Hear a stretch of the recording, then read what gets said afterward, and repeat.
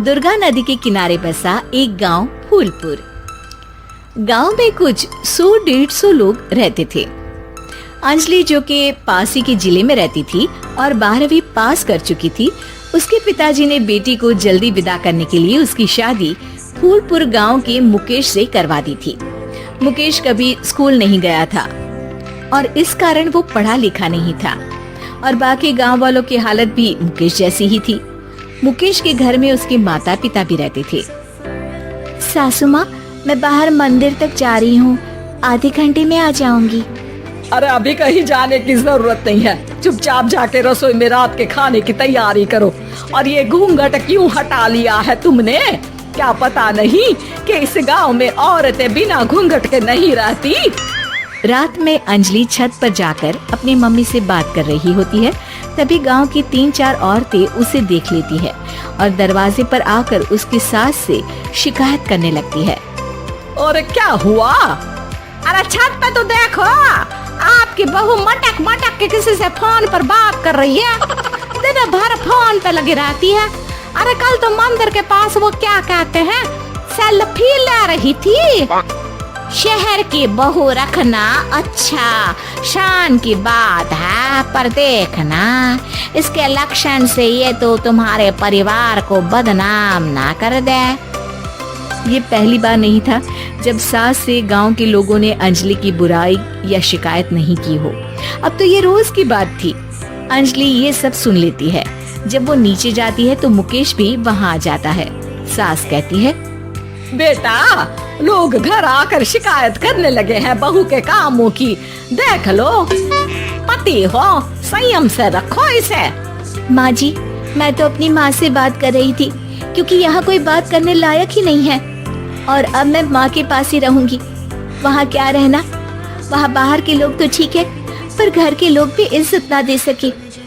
अरे नहीं नहीं अंजलि, ऐसा नहीं है, धीरे धीरे सब ठीक हो जाएगा, तुम फिक्र ना करो। अरे बस कुछ बोलना ही नहीं है, सर पे चढ़ा रखा है बहू को। सास मुकेश की नरम बात सुन के वहाँ से मुंह चढ़ाकर चली जाती है। मैं तो कहती हूँ हम दोनों शहर चले जाते हैं। मैं पढ़ी लिखी हूँ, मुझे वहाँ नौकरी भी मिल जाएगी और थोड़े दिनों में आप भी वहाँ कुछ काम ढूंढ लेना। अरे नहीं नहीं अंजलि, हम यहाँ ना गांव का खेत, माँ पिताजी को छोड़कर शहर नहीं जा सकते। माँ पिताजी को कैसा लगेगा और गांव वाले क्या सोचेंगे? ये कहकर मुकेश सोने चला जाता है और अंजलि की गांव वालों द्वारा बुराई का सिलसिला बहुत दिनों तक चलता ही रहता है। लेकिन अंजलि गुस्सा ना दिखाते हुए समझदारी से काम लेती है। बारिश का मौसम चालू हो जाता है। जोरदार बारिश से पूरे गांव में हाहाकार मच जाता है। दुर्गा नदी में बाढ़ आ जाती है और बाढ़ का पानी पूरे गांव की फसल तबाह कर देता है। फसल की ये हालत देखकर गांव वाले निराश हो जाते हैं और बात तो यहाँ तक पहुँच जाती है कि कुछ लोग तो अंजलि को इस सब का दोषी ठहरा देते हैं। अरे पूरी फसल तबाह हो गई, पता नहीं किसकी नजर लग गई है। अरे जब से चौधरी परिवार में ये शहर की बहू आई है ना, तब से ही गांव की शांति चली गई है। इसके कर्म कांड से माँ दुर्गा नदी भी खुश नहीं है। ये सब सुनकर बेचारी अंजलि रोते हुए अपने घर चली जाती है। कुछ दिन बाद सभी गांव वाले अपनी फसल का मुआवजा लेकर अपने अपने घर आते हैं। मुकेश भी 1500 लेकर आता है। अंजलि को जब पासबुक दिखाता है तो अंजलि हैरान हो जाती है।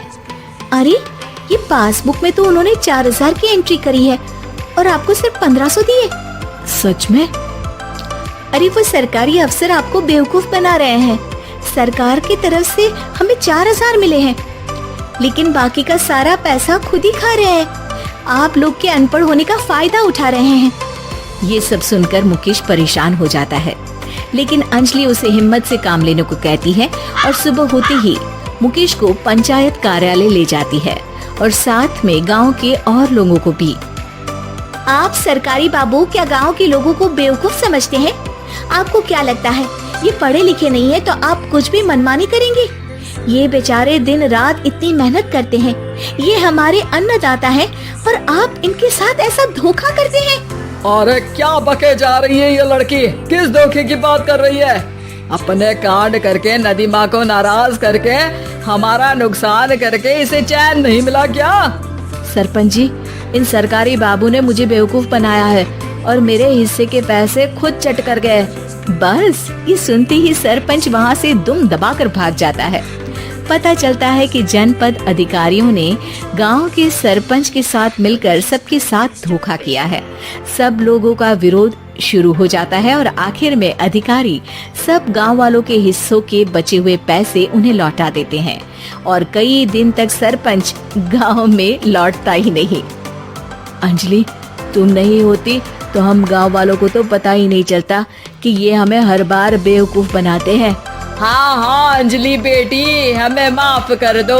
हम सब तुम्हें बुरा भला कहते रहे, लेकिन तुमने ही आज हमें बेवकूफ बनाने से बचाया है।